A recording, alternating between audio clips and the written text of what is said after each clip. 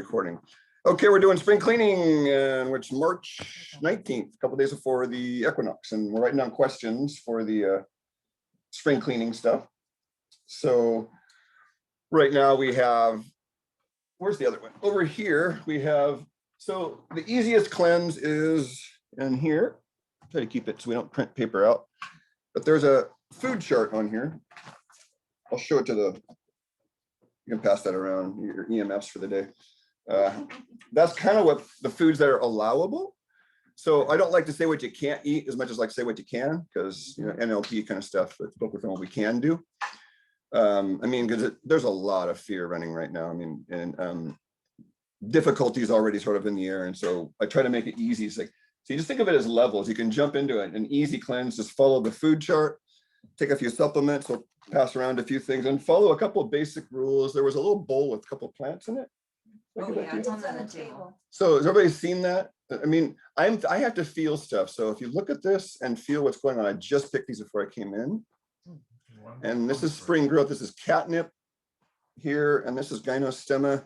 I mean, gynostemma is absolutely amazing. You see it, there's a plant out front. It's formed a mat of these tendrils here. And I've seen time-lapse photography, and these tendrils are out seeking.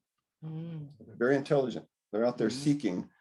And this one right now in the front, it doesn't have anything to glom onto. It's a vine. So it's matting. It's got already, in less than 2 weeks, it has like 15, 20 layers of matting. These tendrils are forming a mat, and the leaves are growing up on them, the tendrils, as it sort of dies and hardens. So this is spring growth, and this is young. I was mentioning it last week. If you're going to choose a radish, here's the difference. You choose a young radish in the spring. You choose a mature radish in the summer. This is the blooming energy of young plants. So here's a young catnip. This thing will grow into a little bush, right? It'll grow into a couple feet tall. And that's the main teaching I have, is to learn to feel what natural law is already doing around you. See, nature's doing this. It's an outward expanding energy. The seed's growing downward and upward in all directions. And so life's doing that inside of ourselves too. And it's sort of a natural diaphoresis. I mean, you'll appreciate this, Carl, is the natural diaphoresis of the cells is happening right now. They're opening up, more light, more heat, more oxygen, because there's more activity when it's warm. So enzyme activity speeds up. Remember, we're talking about enzymes for the last little bit here. And more opportunities for the toxins to get up. And then we have symptoms. So my toxic reaction was from birth until age 40 was May and June. I could count on hay fever. So bad, sometimes I'd have 30 sneezes and be out for an hour. Violent. And so this is one of the products we do. I'm not going to digress on here. And catnip is a sleeper, folks. Catnip is one of the best for the modern day ailment of overwhelm. This plant makes you loopy and drunk, like you know what happens to the cats. When you do a strong enough catnip tea, it gives you the same effect it does to cats, or at least it does for me. And so it's like being loopy drunk on catnip. It's wonderful. And you just don't care. Opium poppies and their level of that. I'm growing opium poppies out there too. And it's public talk. I don't care. You know, I'm growing it for the seeds to put on my bagels. So you can pass that around if you want. So try to feel it. Like there's a meditation that the Essenes used to do where they have a bowl of wheatgrass and they just put their hands right next to it. And you feel the energy of the wheatgrass growing. So where do you get the belladonna? It's outside my door. But where do we? I mean, we don't want to ravage your garden. This isn't a plant. This is flying medicine. It's very toxic. Yeah, that's why I was saying. Yeah, I wouldn't Telling mess with people plant. take belladonna on a cleanse. You know, you have to. Yeah. Yeah, I thought Be a little clear about that. It was just a. Yeah, thanks for the clarification. That's just a spring growth context. That only, and it's the young. Because the plant will grow rather tall, and so the context there is. Belladonna just in a sample. It's just right outside my door. It was quick And to that see. other one that Jay's holding again, what's that? It's all gynostemma. Gynostemma. Yeah, and that is one that that plant's a miracle in its own right because it has a complete amino acid profile. So theoretically, even if you didn't have a juicer, you could pound it in with water, you know, with the mortar and pestle, and eat the plant and drink the water. So what's this propagated? You brought it with you, or where do you get gynostemma? Well, it does grow in the wild up in the north, northwest, and the east coast, but cuttings are a good way to propagate it. Yeah, and I have a mother that should have been dead. It's listed, but technically botanically to be a two-year perennial, and it usually dies back. But this mother has been repeating now for 12, 13 years. And that's where all the cuttings are off this one mother. So I just shrug my shoulders and go, freak plant whisperer stuff, you know, it happens in my life, you know, it's commonplace. And so young plants this time of year. So Carl was asking earlier about, you know, if you're doing the basics and you get kind of bored, then think of young energy. That's what the demo was, is just to feel the young energy of what's going on around us. I highly recommend going out to Lighthouse Field. There's a lot of young radishes growing. They're about this tall now, so they're getting a little bit past when they're really rich in but young vital energy. So you would choose young radishes, a small radish this time of year versus a large radish. You would. What is that? Is that a public place or is it a garden? Right. Lighthouse Field's over by the lighthouse here in Santa Cruz. It's mainly directed. Where do they grow there? At the field. Anywhere. They're all over the wild. field. Yeah, it's wild all over. Yeah. And there's so many of them. I mean, 100 of us could go pick some. And It's like probably, 10 acres of space. yeah, it's 10 huge. acres of You can't Yeah. miss it. Yeah, Yeah. they're everywhere. Yeah. Literally everywhere. Yeah. Probably like that place that we took the photos in Bunny June.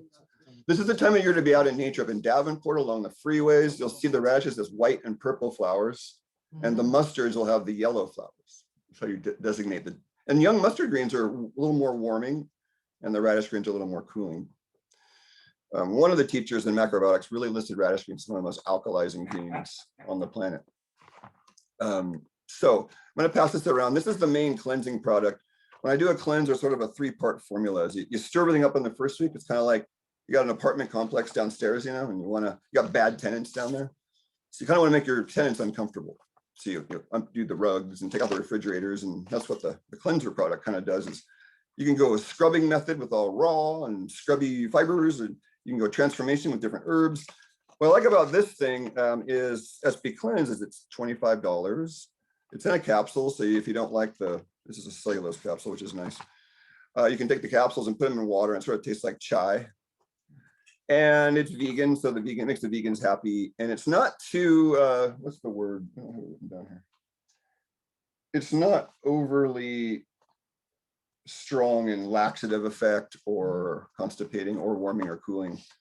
The first ingredient is, the formulator of this was Royal Lee, and I really respect his formulas, but the first ingredient was juniper berries, for God's sake. So interesting. Yeah, juniper berry powder. And so that kidney, and it's warm. So the rest of them, it's just a really interesting product. I would recommend looking at it on the Standard Process website. You can get it through my website, healthalchemy.com too. We'll pass that around. You guys can, that's really small font, so I apologize.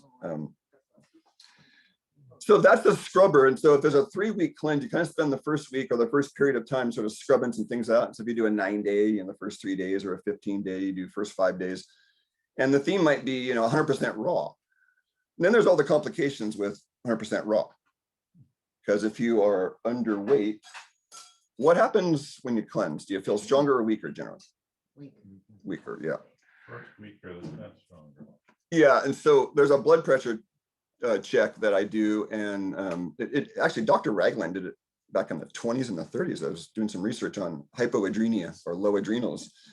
So if you don't have the energy, the vitality to go through a draining therapy, which cleansing is, then you can measure your vitality objectively in a few ways. One of them is an orthostatic adrenal. You lay down for 5 minutes, take your blood pressure, then stand up and take it again. And it should rise about 5 points. And most people it doesn't, but I don't start panicking until it's dropping about 30. And there's a whole scientific explanation around that. I have the article on my Google Drive now, if anybody wants to see it. It's quite fascinating, but it's just the way I check. And the Chinese might check your pulses. So if I'm taking your pulses every week for 10 years and I feel it weaker, am I going to recommend a deep cleanse? No. And say your chi is receding. And when the kid's tired, does the kid clean up the room? No.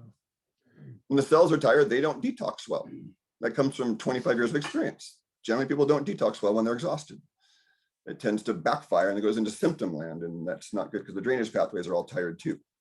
So the scrubber is the kind of the first week, and you have to address things with, okay, if I can't do 100% raw, then I do the best I can.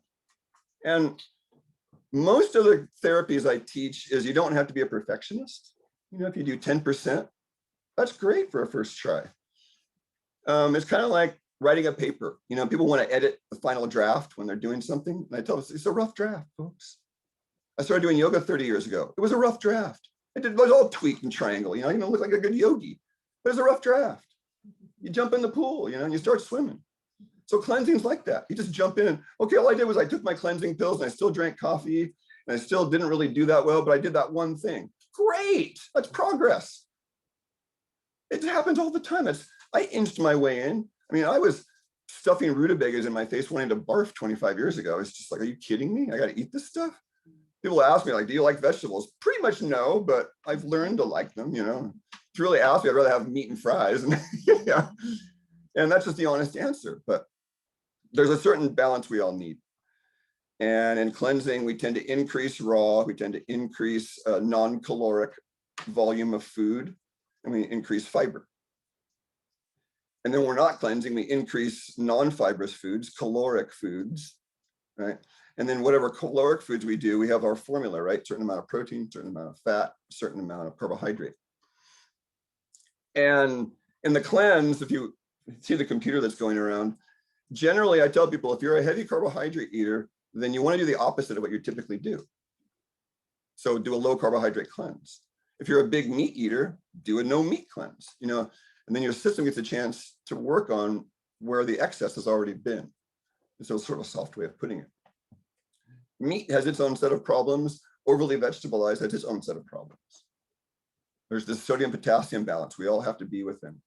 And a vegan that shouldn't be a vegan in a northern climate will generally, they'll get deranged on that sodium potassium balance, and then their vital force goes away. And there's ways I can see that in the sclera, in the adrenal pressure, the pulses.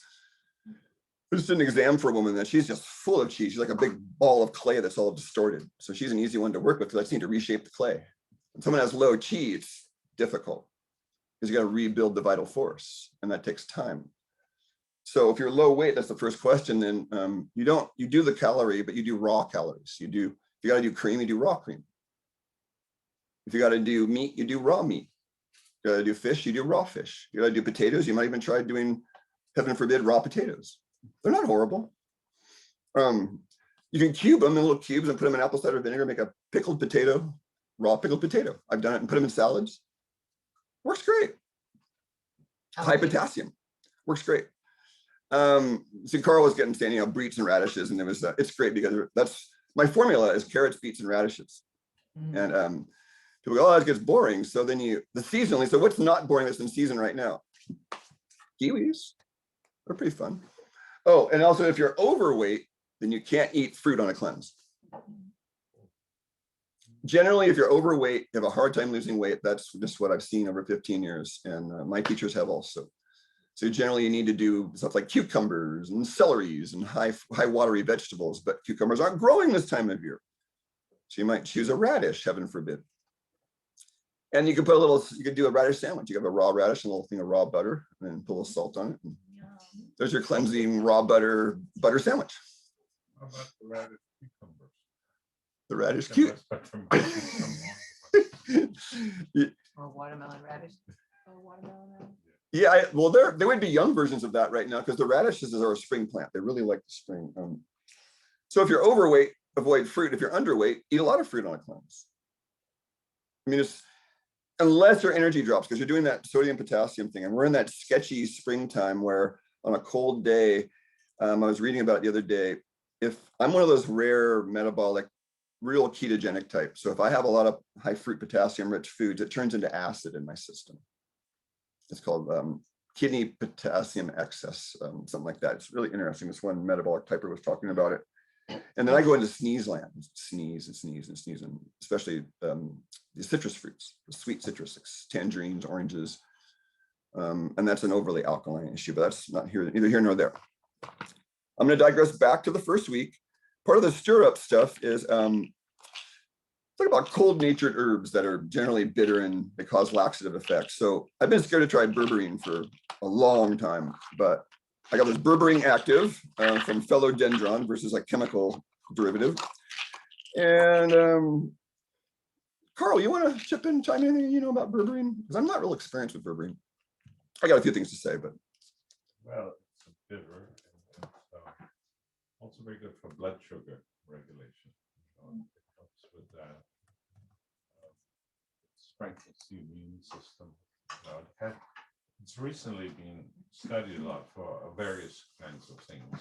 I usually also just get it in capsules. I don't even know what it looks like. I should probably study its plant signature to say more about it. But maybe you know that better. The berberine plant, what it looks like. So it's drying. It's very damp. It's good for clearing away damp. It's cold. Okay. Yeah. It's cold if you get the herb. Often, if it's processed, Like lowers the isatis, like the temperature. Chinese herb isatis. It's not as cold as isatis, Okay. but it is pretty cold. And yeah, it's antibiotic. It's a wide spectrum antibiotic. Yeah. I've heard some gut cases do really well with berberine, especially when there's overgrowth. Yeah. And you can get reactions from it too, for people that are weaker. It's pretty strong, even like 500 milligram capsules. I don't know how much is in that. This is a phellodendron. You get 500 milligrams of telodendron, and then it's standardized, I think, to 92 milligrams of berberine in this particular one per tablet. I will chime in. So I've been studying berberine-rich herbs, and there's golden seals rich in berberine, and I think it's a yellow pigment, yellow gold pigment. Okay, we got that. It's the color of bile, right? So it's probably got something to do with the bile, the biliary, and the gallbladder. And that's the one thing I focus on a lot of my bodywork practice is the gallbladder energy. And that's what's opening up right now. The gallbladder is the left and the right. The meridian starts here in the eye and runs its ray, goes up to the center. There's a weird point right here, right? Right on the top of the gallbladder 14 or something, right here above that. Yeah, there is one here. Yeah, right up there. It's interesting. And then it goes back. It goes up once goes up once and then back again, right? There's two loops, right? It goes down over the shoulder. So it rules duality, the gatekeeper of how we choose in the dualistic world. And that's opening up right now because in the wintertime, you're shut down. You don't have a lot of choices. If you live out in Scotland, up in the mountains, or you're kind of limited to the castle. You can put it underneath it there for now.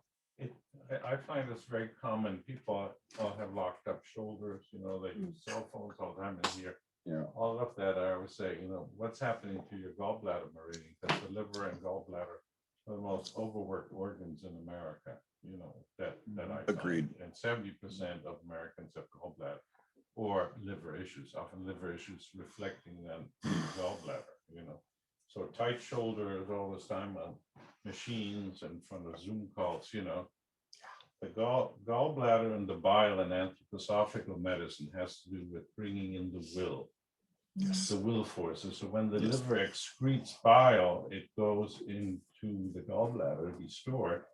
It's so valuable, it's recycled in the enterohepatic circulation in the gut. So, when it gets secreted, even on a liver cleanse and so on, then the body tries to retain it. So all the toxins are put out through the bile. So here you ask, in America in 2020, why are so many people dying in America of COVID or whatever we want to label it, okay? And that's because of the toxicity that's so widespread, right? So, and the will is being arrested when so many people have so much money. Careful, there's a, And that, I knew that was gonna happen. okay. Okay, well, I spilled my drink. We have Somebody that give me a going towel. on in America with so few people having so much money and the rest of people having none. That really arrests the will, and the will is the gallbladder. And in the spring, as you're trying to go out. Let me just go some spring water. I'm gonna. So that's There's some fizzy water in what I the wanted to share fridge. with you Thank you. about the gallbladder. The gallbladder needs to be cleansed in the spring. And the meridian, continue with the meridian because it's so central, so many people have migraines, so many people have tight shoulders. Gallbladder, you can never go wrong with. Thank you for that. thank you, Carl. And here I thought it was just cognitive complacency.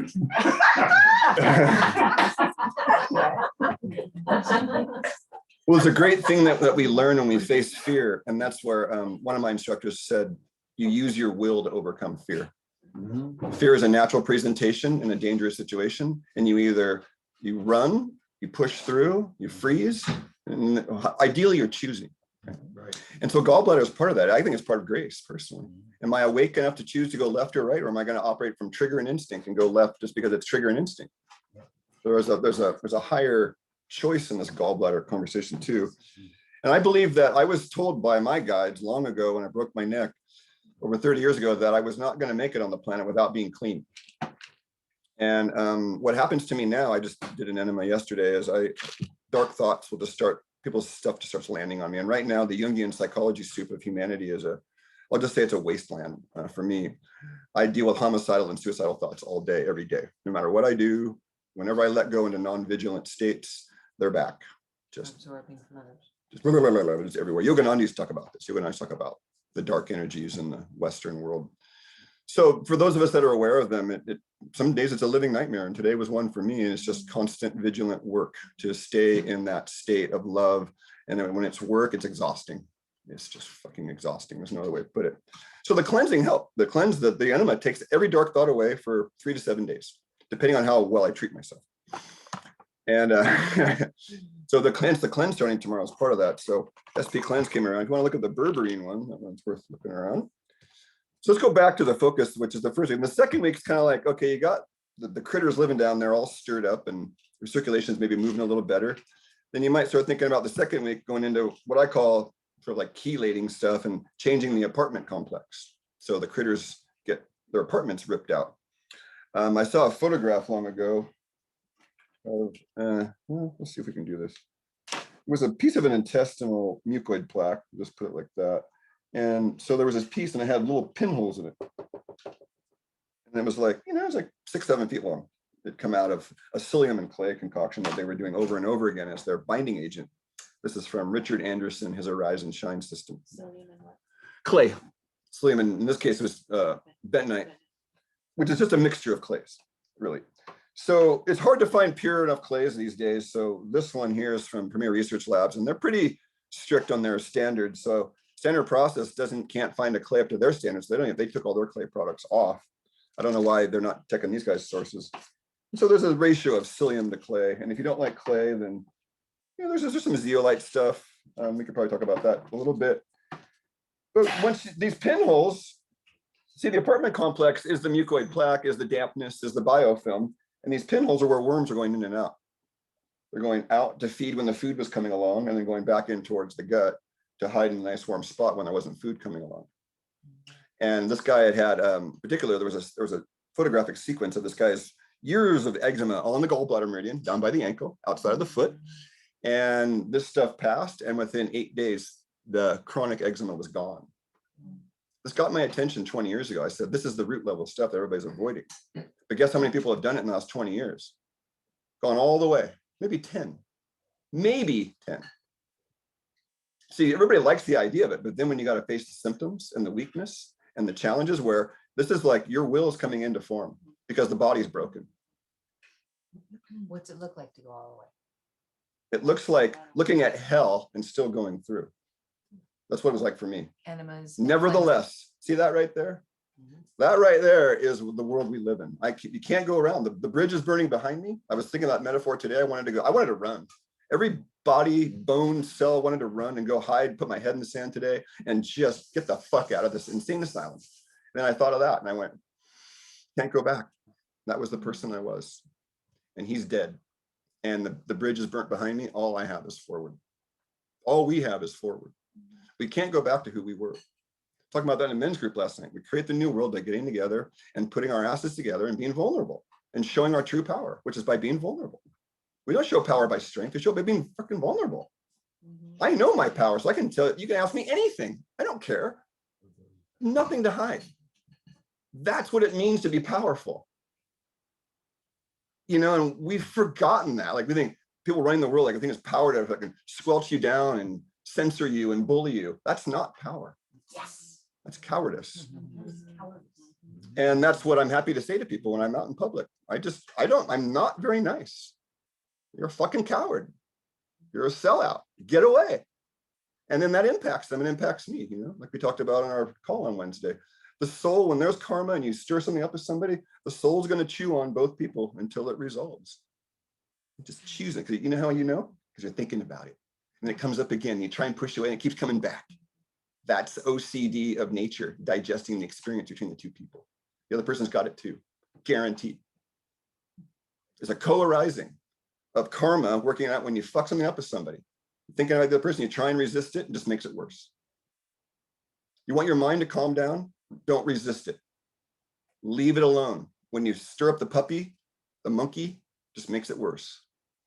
So cleansing cleans that out. In the second week, that's why we're talking about this, because your thoughts are going to change when the stuff downstairs gets stirred up. All the crap we've been avoiding, guess what? It's sort of memories stored down there, and those little mucoid patches and the diverticula, there's memories stored in there. I know because I went through about 300 to 500 for about 10 years. So just, okay, that thing fell out of me, and then this childhood experience popped out. And then this bug came out of me, and I could see it in the toilet, and then that memory came back. And downright terrifying to see, like, I thought I was over that. I've been working on that for 30 years, and it's back. My teacher used to say, Adishanti, he goes, you don't get to decide when you're done. You don't. The divine decides when you're done. Oh, I thought I'd worked on that for 30 years. I thought I was done. You don't get to decide. Grace decides that. So the binding agents then can be, if you got clay soil, you could probably eat dirt. People have done it. Question though, is there a way to purify clay out of soil? You just strain it or something? If you take the clay around here, clay soil, could you run water through it and, like strain out the clay? I wonder. I mean, because I was wondering if you pull clay soil and you use it as a little bit of mulch in a compost bin, then there's going to be humic and fulvic acid in that clay to some degree. So it could be a project somebody could work on. I found this psyllium compound. Psyllium can be dangerous for some people because it's a prebiotic. And I tell people, if you're going to do it as a prebiotic with a lot of soluble fiber, you're feeding your intestinal flora sort of a bonanza of food. And so if you have bad flora downstairs, these prebiotic fibers and foods are going to make you sick. So psyllium's a double-edged sword because generally psyllium and fiber you see out there is stale. It was ground out because the psyllium husk is a part of the psyllium seed, folks. And guess where that comes from? The plantain plant, Plantago psyllium.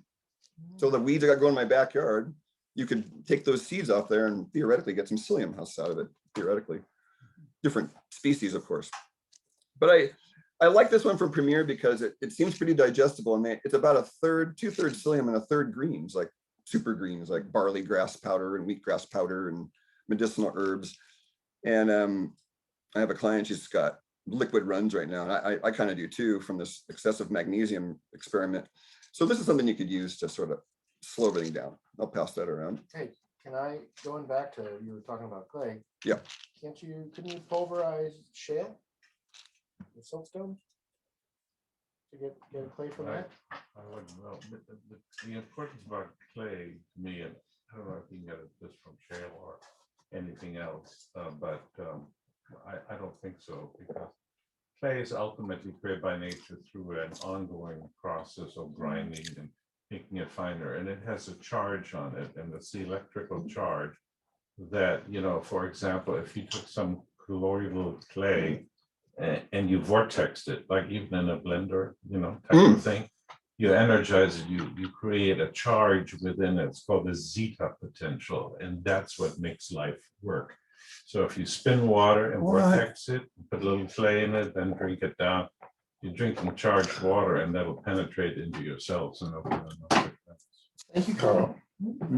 Okay, I have a direct example of this. I had a client with, I had this theory running when I started the whole clay psyllium thing on Richard Anderson. I was like, I think the clay is changing the valence, the charge on the body. I intuited this about 15, 20 years ago.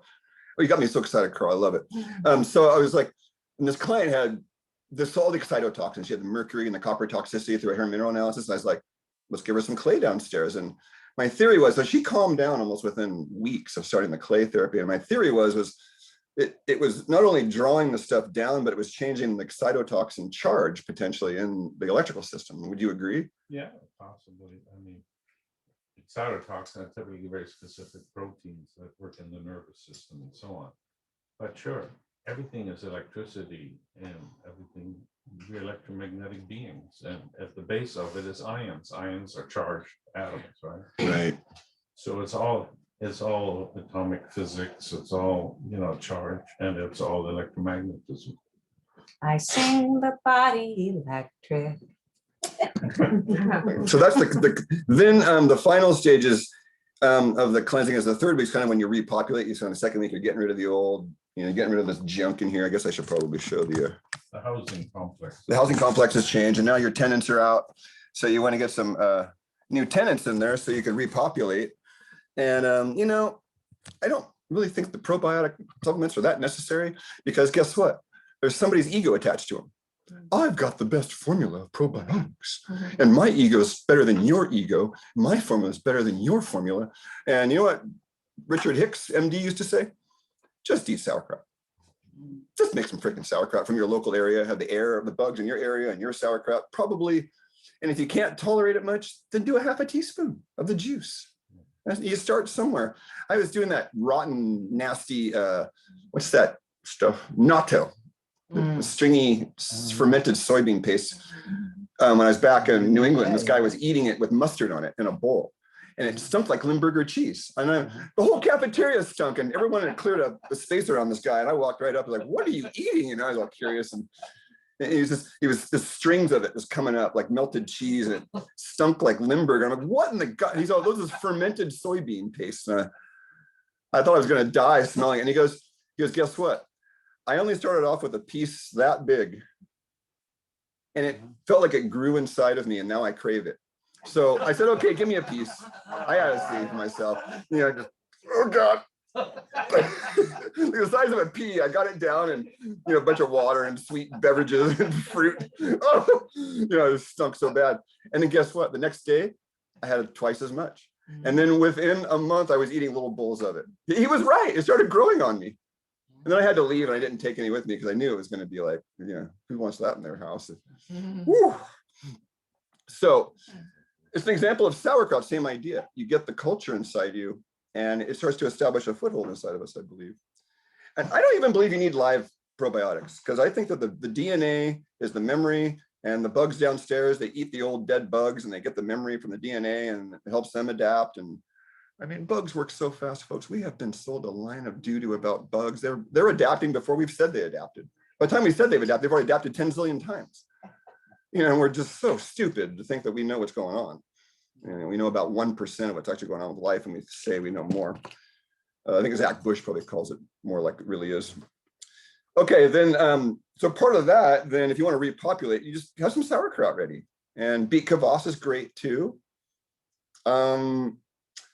I think there is sort of a stomach acid test. Stomach acid's been coming up a lot. I got this client, because we're studying on iridology, as the central ring right outside the pupil. If that's darker than the rest of the eye, then you can almost call that you've got low stomach acid, in part due to excessive sympathetoconia. How do they say that medically? Sympathetoconia, or well, yeah, I can't even say the word. Sympathetoconia. Sympathetic nervous, but anyway. Sympathetic overload, basically. Too much fight or flight. Fight or flight too much, because in nature, you have an animal running towards you, and you run up the tree, and then your cortisol kicks in, and then everything calms down, ideally, because your liver can break it all down fast enough. Back to the liver again, folks. But in today's world, we have this chronic drip of adrenaline and cortisol. It's called chronic stress and chronic fear. And then it takes your whole endocrine system down eventually. So another side benefit of beets is there's a whole serotonin thing with beets. I didn't even realize it until I started looking at it again, this neurotransmitter book. So if you want to sleep better, some of the prescriptions are actually for beets. One example, I got a client up in Alaska this last winter, and he was begging for help because he was in the dark all day. He's up in near Anchorage. Carl, you love this guy. It's just dark all day. He's a 35-year-old man with a lot of energy. So he's in the gym trying to get his energy out, and Craig, I need something for this depression at night. So we did this Premier Research Lab fermented beet powder. So they made beet juice and then fermented it like kvass, and then dehydrated it raw into a powder. And so again, I sent him the standard process raw beet tablets. I sent him that, and D3 and cod liver oil. I said, hey, you can't take just D3. There's 27 isomers in cod liver oil. You got to take that with it, and make sure your liver's in good shape. And I also sent him vitamin F, Cataplex F, to offset all the D he was taking. And so he, about a month and a half later, he goes, I'm not depressed anymore. I didn't give him St. John's wort, much of an herbal thing with it. I went another route. I went ashwagandha, ammonia, anti-cortisol, because he came to me with his throat wasn't, he wasn't able to swallow. It's scary when you can't swallow. Yeah. So yeah, he was able to swallow within a month and go back to sleep, and he was working some like this graveyard shift almost. It's just a You have mess. inflammation. He's done. The point I was bringing is the fermented beet powder. He slept better with a fermented beet powder versus the beet tablets or the raw beets. So I thought that was fascinating that something in the fermented beet powder gave him a better result than just straight up beets or beet tablets. So serotonin has a connection to the gut, so there's probably sleeping deeper, and his spasms went away because he was finally resting, in my opinion. His inflammation dropped. He was finally getting a repair cycle. If we don't get that 10 to 2 or that 11 to 3 a.m. repair cycle, we don't get it. And there's no way to bypass that. You can try to sleep the next day. I was reading in a Taoist text, you can try to sleep between 10 and 2 during the day to make up for what you missed at night, but it's never as good. I mean, you know that, John, too. You can't buck natural law and get away with it for long. How long did he live in Alaska, or where he was depressed? He's And 35. how much daylight is there in the winter? No, how long had he lived there? Because how- maybe Yeah, how the long? powder was better because you can't grow beets during the winter. And so the only way his body would take it is as if it was, Oh, maybe they had, Stored. if he would have made it himself and fermented it there, maybe kind of theory or. yeah, Storage. the only way you could have beets in deep, dark Alaskan winter would be if you had done something to preserve them in the summer. Yeah, I lived in a macrobiotics center out in Beckett, New England, and they had dug down this root cellar. I mean, it must have been 20 feet below ground. I mean, it was like going down the staircase, and then they had this pile of sand and dirt, and they would bury all the root vegetables in there in the winter, and they would last all winter, all the winter squashes and all the carrots and all the beets. And I mean, it was probably below the freeze line, I guess. Yeah. When you go that deep. Have to be. Yeah, so they're below the freeze line, but cold enough to keep it like a refrigerator. Mhm. I thought that was Right, yeah. fascinating. Yeah. So it'd be the same in Alaska. They probably used to just dig as deep as they could, put the deer or whatever they had and the beets and did the best they could, because the growing season must be incredibly short up there. I mean, my God. Nevertheless, so we're back here in Santa Cruz. But The only- this aspect of just to put another point on it, the amount of depression in America, you don't want to know the statistics. Yeah. It's very common, and serotonin is a natural, substance your gut and your brain produces and helps with depression. And what makes serotonin for most people really go up a lot, and that kind of give you a sense whether or not you have a serotonin depression, is carbohydrates. Carbohydrates create much more serotonin production. That's why people are addicted to their bread and stuff. That's right. We're not even talking gluten and everything. We're just talking about people wanting their carbs to get serotonin so they're not so depressed. Yeah. Absolutely. And, so you gotta just point that part out. And serotonin needs to be at a proper level, and what raises it, sunshine, sex, exercise, all the things we like not to do, so get a sense about America today, and depression and serotonin. Too many Americans shun those things for our puritanical and bizarre overwork and all these strange things that became values. So also for if you were in Alaska, seasonal affective disorder is depression in winter when there's not enough sunshine. I have patients here who are also having that. And light, bright light for a short period of time in the morning, getting close, you sit in front of a light with a lot of blue in it. Blue part is higher frequency light. And that will re-trigger, your body to overcome that. Besides all the dietary things, which are absolutely right, And the enzyme that you asked about, why would enzymatic beets or, fermented beets? Fermented beets. Because that's a natural resonance to the microbiome. You've got 10 times as many bugs in you than cells in your body. You're basically made to carry the bugs around. when you That's think a about great it, way of putting it. Yeah. Oh, I can add to that. Then you just triggered the final reaction. So when I used to eat beets, it was part of my microbiome theory about oxalic acid. People are like, oh, even kale has a lot of oxalic acid, right? So oxalic acid, these high oxalic acid vegetables, the oxalic acid tends to bind to the minerals, your positive valence minerals like calcium. And you get these stones formed. So my theory ran is I used to get diarrhea where I would see food in my stool 2 hours after eating beets. Wow. And their celiac acid would just, they say spinach in Chinese medicine has sliding energy. And there you go, the slide right all the way through. Big chunks of grapefruit and, and then fast forward 20 years after a lot of gut work, it doesn't happen anymore. And so I started running this theory that I think the gut bugs break down the oxalic acid for us. And in this case, the oxalic acid in the beets was broken down in the fermented beet powder. So it was more bioavailable. Yes. Kind of gonna say something, but you just kind of nailed it in that the beets that were fermented were easier to digest, and the body did something with them. Right. But as far as going back to why people in the United States might be depressed, look at our diets. Look at most people's diets. Well, they're eating carbohydrates because it does temporarily raise the serotonin level. Roundup. Everything has Roundup. Yeah. So the carbohydrates are tainted in our culture in a way, Yeah, right? They're that's what- tainted. And all the fruits and vegetables and Yeah. lawns, going in our front doors. I was going to button this up by 9, so I'll see if I can button this up, and it's 9:07. So really the point I'm trying to make for people that want to cleanse is it can be incredibly easy. You can do the easy path of just a week, even just a week, and do the basic food chart and this will last you at top dose. It takes about 7 or 8 days to go through it. And I go through a bottle of this about every other month. I just kind of, if I feel a little stagnant, it just feels like it moves my spirit stagnation along, sort of gallbladder stagnation. So I use this prophylactically anyways. I think I talked about everything. Greens. Oh, one other miracle product that tends to royal leaf formulated this called Beta-Col. And it used to have raw sugarcane juice in it. And what were the Wilson factor stuff? It was raw sugarcane, raw soybeans, raw kale, grass-fed fat. So the price Wilson factor, price factor X, Wilson factor, what I call vitamin K, F, A, D, fat soluble miracle factor for minerals. And so this product here is used Beta-Col. There is different aspects to the liver, I think, and we start with raw beets and raw radishes to thin the bile, because if you stimulate the liver, this is a liver stimulant. It causes more pressure of the liver on the gallbladder. It squeezes harder, so to speak, of the cake baster, which is the gallbladder. Gallbladder's got a big cake baster in it.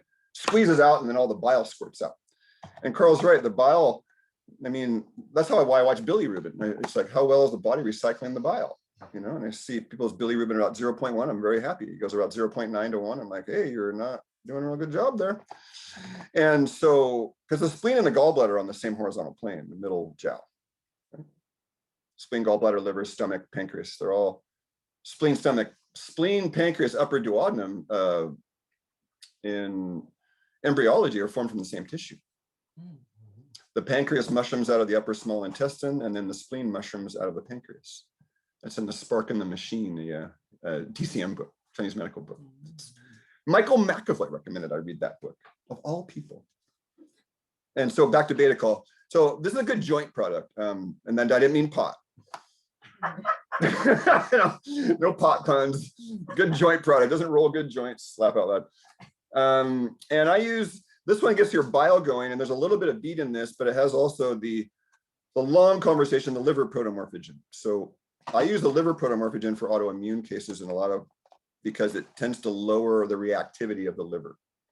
Along with, we can use carbamide. I don't know if you use carbamide much. Carbamide lower reactivity a little bit. And they recommend raw beets, the AF Beta Food product, either this product or a lot of radishes. And you can get, you can get a lot of good results from thinning the bile first and then increasing the force. And then you can also increase the amount of bile, and you can give cow bile for that. And so there's lots of different ways that we look at, clinically, like, okay, do they need bile? Do they need to have their liver decongested? Do they need to thin the bile? There's ways we can check for that. But generally you start when you're cleansing, if you don't know what you're doing, we'll start with raw beets and raw radishes the first time around, and don't do too much work. Like this SP cleanse isn't going to really do, maybe for the first timer, actually, I did have I should give the disclaimer. You remember a client. So I had a group cleanse like this, a big room. And I said, okay, the top dose is 21 per day, 7, 3 times a day. And this lady had never done a cleanse before. She's one of us. She's in a lot of you know her, actually. That's why I can't mention her name. So it was 15, 20 years ago, so she's probably forgotten. But she said, I said 3, take 3 your first time, and maybe 3 the first day only. You don't want to get to 21, stop comparing yourself to others. Well, she took her first dose of 7 the first day and was in bed for 2 days. That's how toxic she was. And this is a very gentle product. So for first timers, this is the standard process purification program. They give you a shake mix called SP Complete. They give you this, they give you a green food powder, which in my case, I'm combining the binder with the greens for ease. And they give you, what's it? It's this real simple 21-day purification. You get a little recipe booklet. I don't work with beginner McDonald land people, so I'd rather customize cleanses, like, you get the McDonald's, I got practitioners, they make $1 million a year just doing purification programs all year, and you lead a 10-person, charge $300 a pop, $500 a pop. But God, I just get bored. It's like, Craig, I don't like getting my Burger King when I get instead. If you see my latest newsletter, it says all you need to see. Things that people don't think about is that there's thought forms all throughout. And these thought forms are actually entities, literally. And Yep. Just like if you want to see where entities live, stand near a liquor store and then the people walk in and the entities want to attach themselves, Yes. those from the other side are in the bardo. They want to attach themselves to you in places if you're open to that. So, Yep. anybody sensitive starts to become aware of these subtle energies.